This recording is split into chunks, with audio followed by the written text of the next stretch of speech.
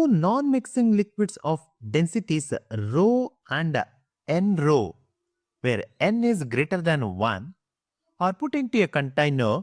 The height of each liquid is h. In both the liquids, the height will be h. A solid cylinder of length L and density D is put in the container. The cylinder floats with its axis vertical and length PL into P less than 1 in the denser liquid. The density D is equal to what? Okay. So we need to find the density of the D. Like this we need to find here. Okay. Then we know that as the given data, D is the density of the cylinder and A is the area of the cross section of the cylinder.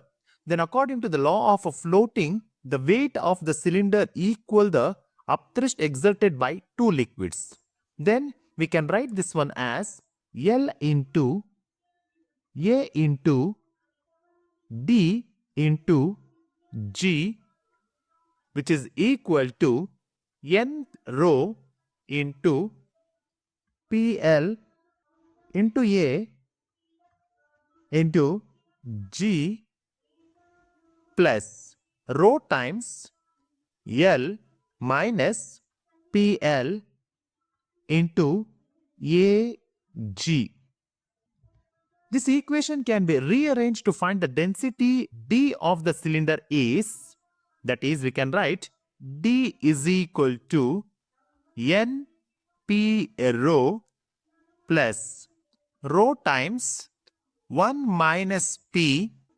Then we can write this one as NP plus 1 minus P into rho.